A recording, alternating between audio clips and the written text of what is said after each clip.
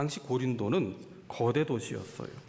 펠로폰네소스 반도에 위치한 그야말로 아가야 지방의 수도였고 마케도니아의 남쪽에 있는데, 이 펠로폰네소스 반도에 뭐가 있어요? 유명한 올림피아 산맥이 있잖아요. 올림픽 성화를 채취하는 곳. 또 그 중간에 뭐가 있습니까? 스파르타가 있잖아요. 펠로폰네소스 반도에 위치해 있습니다. 그 영화 300의 배경이 된 그 지역을 성지순례를 하며 가다가 도로 한켠에 내려섰는데, 그 용사들의 그 아주 용맹한 모습, 그 무기를 들고 있는 그 조각상들을 보았어요. 예. 고린도는 사치스러운 생활 양식을 자랑하는 화려한 도시이자 자신들의 또 강함을 드러내는 그런 욕망이 꿈틀거리고 있었고, 동시에 음란이 판을 치는 도시여서 밤새도록 술을 마시고 흥청망청 춤을 추는 방종의 땅이었어요. 이 고린도가 왜 음란한 도시였느냐? 고대 도시는 항구를 끼고 무역이 왕래해야 되니까 그렇게 항구 도시의 형성이 되었는데, 당시에 이 선원들에게는 어떤 믿음이 있었느냐 하면 호흡이 피를 정결하게 해준다는 그런 거짓된 믿음이 있었어요. 음란을 자기 합리화하는 거죠. 그래서 마구 그런 성적인 쾌락을 즐기며 무절제한 음란이 권장되던 항구 도시가 고린도였습니다. 오죽하면 바울이 너희 몸이 성령님이 거하시는 성전인 줄 알지 못하느냐, 그렇게까지 강조를 했겠어요. 이렇게 고린도는 인간의 능력, 인간의 성취, 인간의 강함, 인간의 지혜, 이것을 강조하는 도시였습니다. 오늘날의 대도시의 문화와 흡사한데, 이렇게 경제적으로도 풍요하죠. 무엇이든 마음먹은 대로 다 성취하고 누릴 수 있었던 이 고린도 지방은 강함을 숭상하는 그런 문화가 아주 가득했었던 곳이죠. 세상은 이렇게 스스로 강해지라고, 자기 힘을 키우라고 그렇게 우리를 강요합니다. 오늘 우리도 육체적으로도 강하기를 원합니다. 지식으로도 강하기를 원합니다. 우리의 인품으로도 존경받기를 원합니다. 경제적으로도 모든 면에서 강하기를 바라죠. 그런데 강한 것보다 더 중요한 것이 있어요. 바울은 무엇을 강조합니까? 하나님의 능력을 잊지 말아라. 강한 것이 전부가 아니다. 도리어 하나님은 우리가 약함에도 불구하고 능력을 드러내시는 분이 아니라 우리의 약함을 통해서 능력을 드러내시는 분이시다. 그렇게 전혀 고린도의 사고방식과는 정반대되는 방식으로 약함을 설명하고 있습니다. 사도행전 4장에 보시면 초대교회가 형성되던 무렵 이 베드로와 요한이 담대히 말하는 것을 보고 그들이 본래 학문이 없는 범인, 배우지 못한 아주 평범한 하층민으로 알았다가 사람들이 이상히 여겼다 그랬어요. 하나님은 그들의 교육 수준이 부족함에도 불구하고 영광을 받으신 게 아니라 그 부족함 때문에 오히려 하나님께서 더 큰 영광을 받으셨다. 약함 그 자체야말로 하나님의 능력을 더욱 부각시킨다. 그렇게 말하고 있지요. 오늘 우리는 어떤 문화 속에 삽니까? 약점은 감추고 강점만 드러내는 문화 속에 살고 있어요. 약점을 숨기는데 익숙해졌습니다. 그렇게 약함을 숨기는 방편 중에 하나가 교만과 열등감입니다. 왜 약함을 숨길까요? 마주할 용기가 없기 때문입니다. 누군가 나의 약함을 알게 되면 내가 초라해질까 봐 숨기는 거죠. 이렇게 우리는 약함을 기뻐하기는커녕 약하지 않은 척할 때가 훨씬 더 많은데, 주님은 뭐라고 말씀하세요? 우리 자신의 능력이 아닌 주님의 힘을 의지하라. 그렇게 말씀하고 있어. 도리어 질그릇 같은 깨어지기 쉬운 우리의 그 연약한 모습 속에 보배로우신 예수 그리스도를 담아주셨다고 말씀하고 있어요. 우리가 언제 약함을 고백하게 됩니까? 우리가 넘어질 때예요. 우리가 실패할 때입니다. 승승장구할 때는 내가 약한 걸 전혀 인정하지도 못하고 받아들이지도 않아요. 그런데 우리의 약함을 부정할 수 없을 때, 내 힘으로 더 이상 안 되는 한계 상황에 이를 때, 노력해도 되지 않을 때, 비로소 우리는 하나님을 의지하는 것 외에는 다른 방법을 찾을 수 없다는 상황에 이르게 되지요. 그때 하나님의 능력을 발견하게 됩니다. 두 손 들고 천부여 의지 없어서 손 들고 옵니다. 이 약함 속에서 비로소 하나님의 능력을 경험하게 되는 거죠.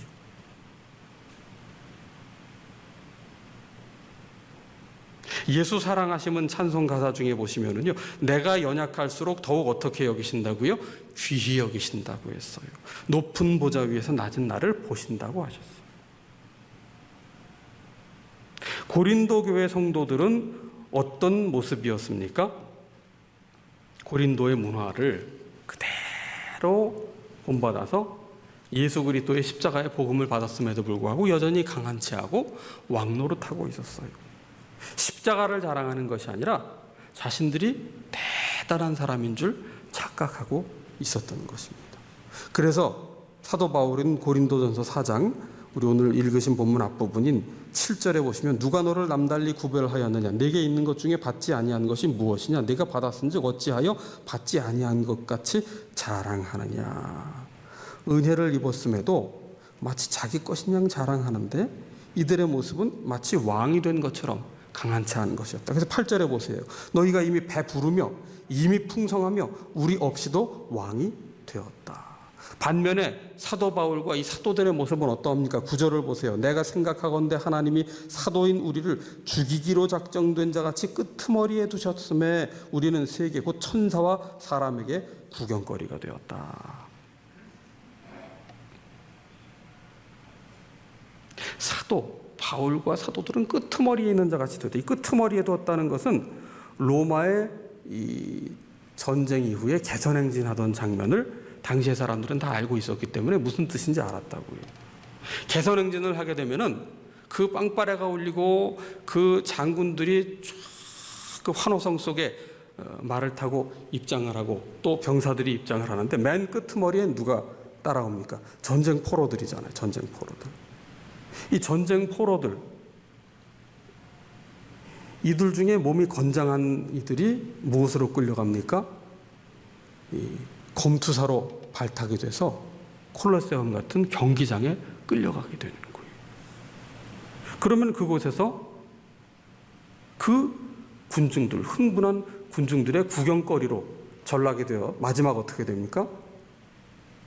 피를 흘리며 죽어간단 말이죠. 그 피 흘리며 죽어가는 장면을 보고 사람들이 환호를 하는 거예요. 그 끄트머리에 있는 이들이 바로 군중들의 구경거리로 죽어가는 전쟁포로 검투사들인데, 그렇게 사도 바울과 그 일행은 복음을 전하는 이들은 구경거리가 돼 끄트머리가 되어버렸다. 그런데 너희는 이미 왕노릇하고 있다. 10절을 보세요. 우리는 그리스도 때문에 어리석으나 너희는 그리스도 안에서 지혜롭고, 우리는 약하나 너희는 강하고, 너희는 존귀하나 우리는 비천하여. 11절 바로 이 시각까지 우리가 줄이고 목마르며 헐벗고 메마르냐 정처가 없고, 12절에 수고하여 친히 손으로 일을 하며 모욕을 당한 즉 축복하고, 박해를 받은 즉 참고, 13절에 비방을 받은 즉 권면하니 우리가 지금까지 세상에 더러운 것과 만물의 찌꺼기같이 되었다. 스스로 강한 자로 여기며 왕노릇하던 고린도 성도들과는 달리 지금 십자가의 복음을 따라 살아가는 사도 바울과 그 일행들은 만물의 찌꺼기같이 되었다. 세상의 쓰레기처럼 되었다. 그래서 박해와 비방을 받는데 그 가운데서도 인내하며 십자가의 길을 지금 걸어가고 있다고 말하고 있습니다. 그러면서 14절에 그렇다고 해서 왕노릇하며 강한 채 아닌 이 고린도 문화에 푹 젖은 채 십자가를 오해하고 왜곡하고 있는 고린도 성도들에게 너희를 책망하고 부끄럽게 들추어 내려고 쓰는 것이 아니라 14절 중반에 보시면 너희를 내 사랑하는 자녀같이 권하려 하는 것이다. 사도 바울은 지금 그리스도의 사랑의 마음으로 이들을 품으며 접근하고 있는 거예요. 그러면서 15절에 그리스도 안에서 1만 스승이 있으되 아버지는 많지 아니하니 그리스도 예수 안에서 내가 복음으로써 너희를 낳았습니다. 당시에 헬라 문화, 그리스 로마 문화, 철학자들이 얼마나 많았어요. 철학이라는 말 자체가 필리아와 소피아가 만나서 필로소피가 된 거 아닙니까? 지혜에 대한 사랑이에요. 무엇이든지 새로운 학문에 대해서는 배우고자 하는 그 호기심이 가득했던 시대였습니다. 그래서 아레오바고를 비롯해서 사람들이 모이는 광장에서는 전부 다 자기만의 어떤 학문, 어떤 자기만의 연구, 자기만의 학설을 가지고 거기서 논리정연하게 말을 하면 사람들이 박수를 치고 환호하고 거기에 돈을 던져주고 내가 문화생이 되어 들어가겠다 했던 그런 시대였습니다. 1만 스승이 있었던 시대예요. 수많은 스승이 있었습니다. 그런데 그들의 공통점은 뭐냐? 학문을 팔아 자기 이익을 취하는 자들이었어요. 교회 내에도 거짓 교사들이 있었습니다. 바울은 어떤 심경으로? 아버지는 많지 않다. 나는 그리스도 안에서 내가 복음으로 너희를 낳은 아비의 심정, 부모의 심정으로 너희를 지금 대하고자 한다. 그러면서 16절에 내가 너희에게 권하노니 너희는 나를 본받는 자가 되라고 말하고 있어요. 로마의 그 강함을 숭상하는 문화, 왕노릇하는 그 교만과 허세에 젖어 살지 말고 나를 본받는 자가 되라. 이건 자칫 사도 바울이 교만한 모습으로 비춰질 수 있을지 모르겠으나 바울이 나를 본받는 자가 되라고 말한 이유는 단 한 가지입니다. 바울은 오직 예수 그리스도를 본받는 삶을 살았기 때문에 고린도 성도들이여 강한 채 하지 말고 왕노릇하지 말고 어깨에 힘주지 말고 예수 그리스도를 본받는 자, 나처럼 예수 그리스도를 본받는 그 삶을 추구하라고 지금 아버지의 마음으로 권면하고 있는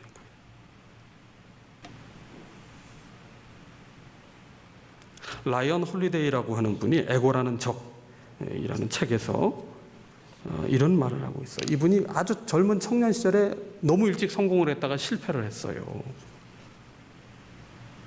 그래서 자신을 돌아보면서 연구를 했는데 이 역사적으로 실패한 사람들이 누군가를 쭉 연구를 해봤어요. 거기 봤더니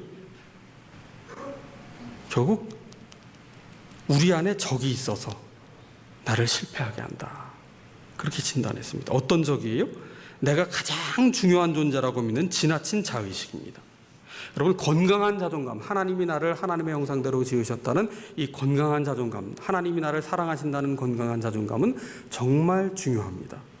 그런데 이것을 넘어서 자만심과 우월감에 빠지는 사람이 있어요. 이게 지나친 병든 자의식인데 여기에는 항상 자기 자랑과 허세가 가득합니다. 나만 특별한 사람이라고 여기는 그런 배타적인 마음이 있어요. 다른 사람을 쉽게 판단하고 손가락질을 하면서 자기를 돋보이게 하려는 굉장히 어리석은 행위인데 그것이 우리 자신을 무너뜨리는 적이라는 거예요. 이게 자의식에, 지나친 자의식에 빠진 사람은 누구보다도 내가 가장 잘해야 되고 누구보다도 가장 내가 많이 인정을 받아야 된다는 생각에 사로잡혀 있는데 이들은 인정받는 것에만 집착하기 때문에 이들의 특징이 말이 많다는 거예요. 말이 많으니까 행동에서 멀어지는 거지.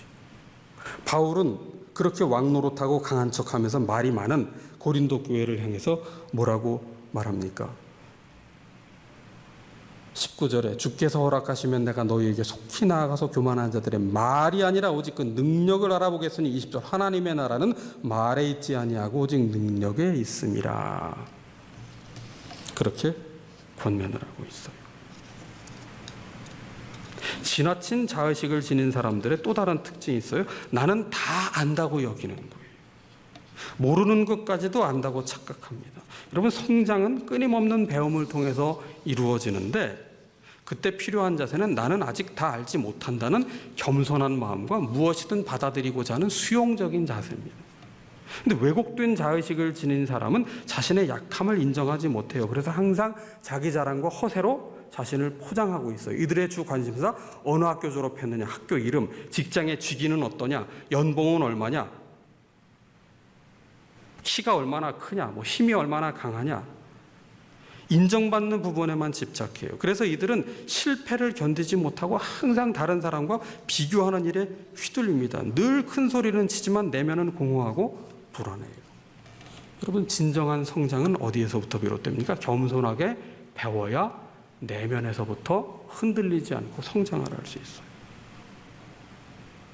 바울은 직접 고린도로 지금 갈 수 없어 영적인 아들 디모데를 보내며 그 가르치는 것을 다 생각나게 할 것이다 말하면서 말이 아니라 능력으로 살아라. 주님을 본받는 자로 살아라. 그렇게 권면을 하고 있어요. 여러분, 주님을 본받으려면 어떻게 해야 됩니까? 주님을 본받으려면 더 이상 강한 채 하면 안 되고 더 이상 다 아는 채 하면 안 되고 왕노릇하면 안 돼요. 주님을 본받으려면 날마다 주님을 배워야만 가능한데 우리가 잘 아는 마태복음 11장 28절에 보시면 예수님께서 초청의 말씀을 하고 계세요. 수고하고 무거운 짐진 자들아 다 내게로 오라 내가 너희를 쉬게 하리라. 이 쉼으로 초청하시는데 그 다음 구절이 어떻게 연결됩니까? 나는 마음이 온유하고 겸손하니 나의 멍에를 메고 내게 배우라. 그리하면 너희 마음이 쉼을 얻으리니. 그럼 멍에를 맨다는 것은 생각이 아니라 행동을 뜻합니다. 팔레스타인 지방의 멍에는 소 2마리가 하나의 멍에를 끌게 되어 있는데 예수님께서 한쪽에서 멍에를 메고 계시고 그 옆에 내가 예수님과 함께 멍에를 메고 가는 것을 뜻해요. 그러니까 예수님을 마치 영화관에서 관람하듯 운동장에서 경기 구경하듯 TV로 무언가를 보듯 그렇게 예수님을 구경하는 것은 결코 예수님을 배우는 게 아니고 예수님을 본받는 게 아니에요. 예수님을 말로만 따르는 것은 예수님을 배우는 자세가 될 수 없어요. 예수님을 배우려면, 예수님을 본받으려면 예수님 곁에서 멍에를 함께 메고 예수님 가시는 방향을 따라서 예수님의 보폭과 예수님의 속도를 맞춰 함께 동행을 할 때에만 비로소 예수님을 배울 수가 있고 우리가 예수님을 본받는 자가 될 수 있는 거예요. 이건 피곤한 일도 아니고 부담스러운 일도 아니고 거추장스러운 일도 아니에요. 왜? 우리의 마음이 쉼을 얻는 길이라고 주님이 초대하셨거든요. 이는 내 멍에는 쉽고 내 짐은 가볍기 때문이다. 우리 인생이 얼마나 고단해요? 마음이 무거운 분들이 얼마나 많아요. 너무 고단해서 쉬는데 쉬어도 쉰 것 같지 않아요.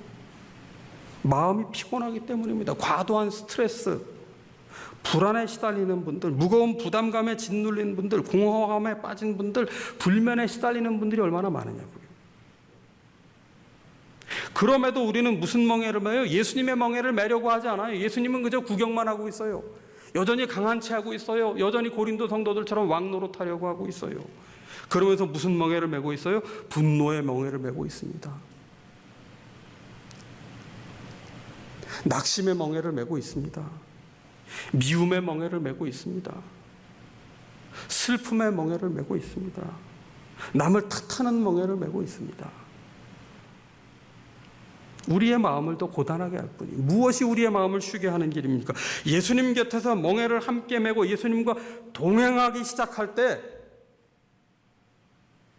예수님을 입으로만 주님이라 외치는 것이 아니라 예수님을 삶으로 배우기 시작할 때 예수님이 가시는 그 방향대로 동행하는 법을 배우기 시작할 때 비로소 우리의 마음은 쉼을 얻게 되는 것이고 비로소 우리는 예수님을 배우게 되고 예수님을 본받게 되는 거예요. 하나님의 나라는 말에 있는 게 아니에요. 유창한 말, 그 고린도 지방 당시의 그 그리스 로마 문화, 그 탁월한 언변과 수사학 최고의 학문이었잖아요. 그런데 하나님의 나라는 말에 있는 게 아니에요. 능력에 있어요. 이 능력은 우리에게서 난 것이 아니에요. 위로부터 임하는 능력인데 예수님과 날마다 동행하는 법을 배울 때에만 가능한 일이라는 거죠. 한 통계에 의하면 스마트폰 사용자의 80% 이상이 눈을 뜨자마자 전화기부터 확인한다고 그래요. 몇 해 전입니다만 뉴욕타임즈 기사에 미국인 4명 중에 1명이 화장실 갈 때 반드시 휴대폰을 함께 들고 간다 그랬어요. 지금 통계를 해보면 훨씬 더 비율이 높을 거예요. 휴대폰 없는 사람만 안 가져갈 겁니다. 가만히 있는 것을 못 견딘다는 거예요. 공허함을 바쁨으로 메우면서 위안을 삼는다는 거죠. 킬링 타임용이다. 시간 때우기용이다. 유튜브에 좋은 정보 많아요. TV에도 좋은 정보 많아요. 근데 문제는 뭡니까? 그냥 아무 생각 없이 리모컨 누르고 아무 생각 없이 영상 보면서 시간을 다 흘려보낸단 말이죠. 가만히 있는 걸 못 견뎌요. 가만히 있는 시간을 못 견디니까 너무 바쁘게 사는 게 익숙하다 보니까 정작 우리를 사랑하시는 하나님에게서 점점 더 멀어지게 되는 겁니다. 이게 가장 안타까운 일이에요. 주님을 본받고 주님을 배우는 일, 주님의 멍에를 메고 우리의 마음에 쉼을 얻는 길을 도외시한 채 헛된 일에 분요합니다. 헛된 일에 바쁩니다. 그래서 공허함에 빠지는 거예요. 무기력에 빠지는 거예요. 그래서 쉬어도 피곤한 거예요. 마음의 갈증을 해결할 길이 없는 거예요. 여러분, 단순한 삶의 초점이 뭡니까? 분주함을 의도적으로 피하기 위해 단순함을 쫓아가야 되는데 이 단순함의 초점은요, 예수님께 집중하는 거예요. 우리 인생의 가장 중요한 목표는요, 예수님께 집중하는 겁니다. 성공하기 위해 더 많은 일을 해야 될 필요가 없어요. 오히려 더 적은 일을 해야 됩니다. 세상은 당신을 더 이상 필요로 하지 않는다는 사실을, 세상에 필요한 것은 하나님이라는 사실을 알아야 된다는 것. 유진 피터스 목사님이 이런 얘기를 합니다. 그리스도인의 삶은 우리가 하나님을 위해 행한 일로 이루어지는 게 아니라 하나님께서 우리를 위해 행하신 일들로 채워진다고 말이죠.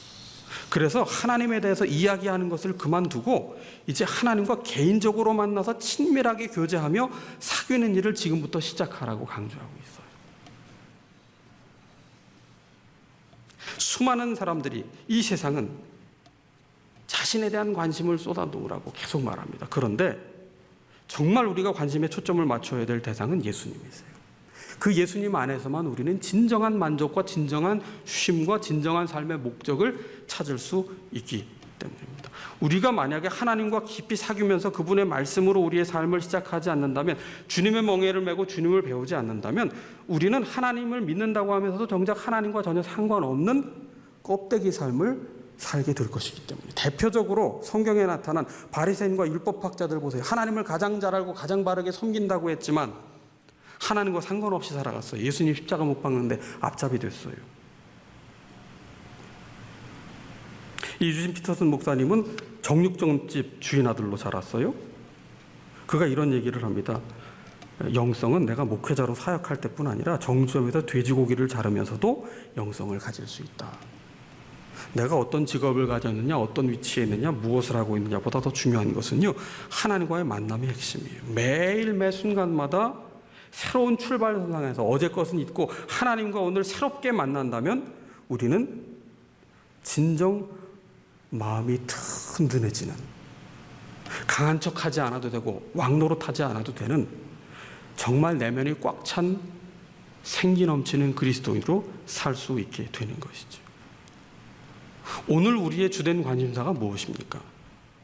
오늘 우리의 주된 관심사는 언제 코로나가 종식되느냐, 언제 교회가 완전히 개방되느냐, 언제 이 불황이 회복될 것이냐, 다 중요해요. 그런데 여기서 한 가지 잊어서는 안 되는 게 있어요.